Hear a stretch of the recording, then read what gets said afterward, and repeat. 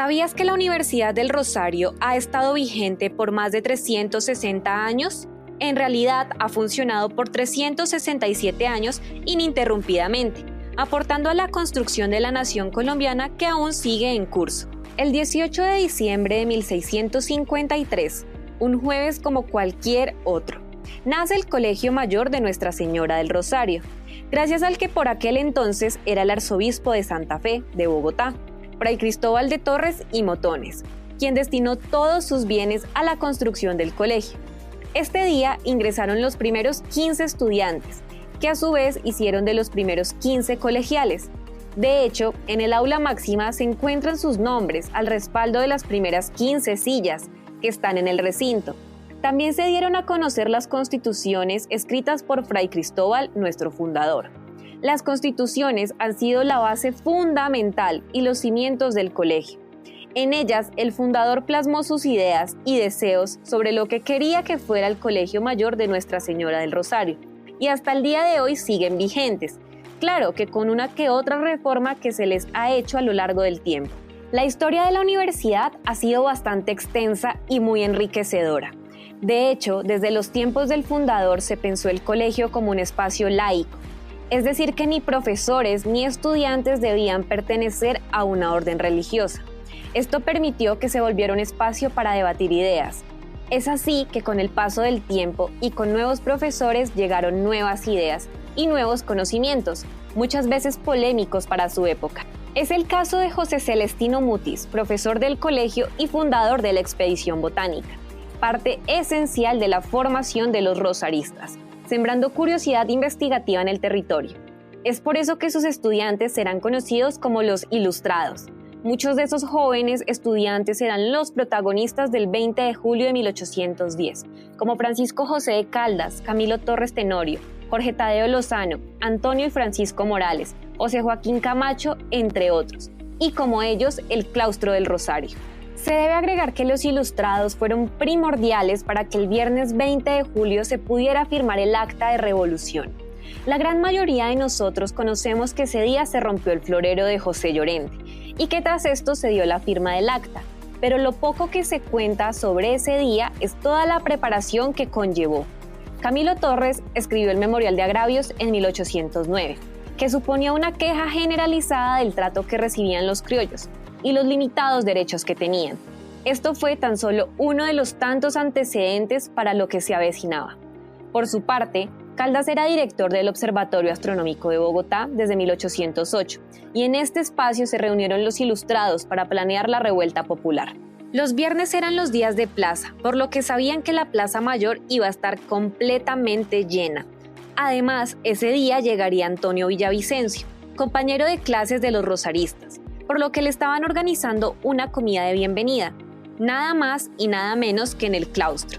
Pero para decorar la mesa requerían, según algunos documentos que registran los hechos del 20 de julio de 1810, aparece mencionado el florero en el incidente, mientras que en otros se hablaba de adornos, un charol o de un ramillete.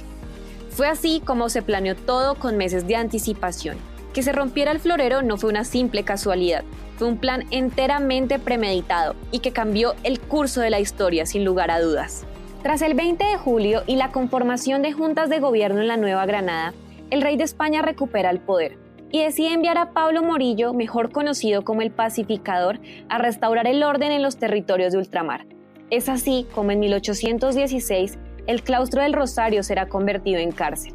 Y aquí pasarán sus últimas horas figuras como Policarpa Salabarrieta y algunos de los estudiantes rosaristas partícipes del 20 de julio de 1810. Pero no todo ha sido trágico, queridos oyentes. El claustro también ha sido testigo de primeros acontecimientos.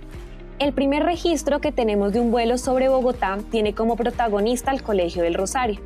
Un globo aerostático saldría de su patio y se elevaría en el cielo. La hazaña fue documentada por el escritor y rosarista Cordobés Moure en las reminiscencias de Santa Fe y Bogotá. En este escrito también documenta los castigos en los colegios, incluyendo el del Rosario, y hasta el diario vivir de la sociedad bogotana en distintos aspectos de la vida cotidiana. Por otra parte, con la República llegaron también grandes cambios, como el acceso a la educación y el fin de la esclavitud. Es así como en 1872 se gradúa en el claustro Luis Robles, el primer afrodescendiente en ocupar una curul. Robles fue un gran promotor del positivismo en Colombia. Junto con Simón Araújo y Nicolás Pinzón Wallerstein, entre otros, difundieron y practicaron las ideas liberales provenientes de la teoría de Comte y Spencer. Si bien durante el siglo XIX hubo cambios en la educación, aún faltaba mucho por recorrer. Carmen de Zuleta, refugiada de la Guerra Civil Española, fue nuestra primera estudiante graduada del doctorado en Filosofía y Letras en 1939. Aunque Carmen solo iba al claustro para presentar exámenes y para presentar su tesis de graduación, este hito abrió las puertas unos años después, a que llegaran las primeras estudiantes de jurisprudencia. Con el paso del tiempo se dieron muchos más cambios. La década de los 60 inició con grandes transformaciones para la universidad. La apertura de las nuevas facultades como de Economía y Administración. Además, las manifestaciones y paros estudiantiles dieron como resultado la elección del rector Rocha Elvira y la creación de los consejos estudiantiles. Para esa época, el Rosario se había destacado por su participación en distintos acontecimientos en la historia de Colombia, pero el rol que jugaron los estudiantes rosaristas a finales de los 80 e inicios de los 90 fue crucial. Colombia sufrió una de las épocas más violentas a nivel político, con el asesinato de figuras relevantes como Rodrigo Lara Bonilla, Guillermo Cano y Luis Carlos Galán, entre otros, la toma del Palacio de Justicia, los carros bomba y el exterminio de la UP. Además, el auge del narcotráfico y la fundación de distintos carteles en varias partes del país. La Constitución cumplía 100 años. Teniendo en cuenta el contexto social, económico y político que se estaba viviendo, era obsoleta. Es en este momento cuando nace la séptima papeleta, un movimiento de estudiantes, entre ellos rosaristas, que lograron establecer una asamblea constituyente que dio como fruto una nueva constitución el 4 de julio de 1991, un jueves como cualquier otro. Hay quienes afirman que la historia de la Universidad del Rosario es la historia del país, y es que siempre en los grandes cambios nacionales hemos estado ahí. Ahora, con 367 años de una historia que se sigue construyendo, ¿qué hito conoces tú? ¿Cuál es tu momento, personaje o lugar favorito de esta historia? Coméntalo en nuestras redes sociales. ¿Ya conoces el nuevo podcast del Museo de la Universidad del Rosario? Historia en un instante es un programa en el que podrás conocer distintas curiosidades acerca de los aportes rosaristas. En menos de 10 minutos podrás conocer de forma rápida y dinámica mucho más acerca del patrimonio cultural e histórico de la universidad. ¡Anímate a escucharnos! Disponible en Spreaker.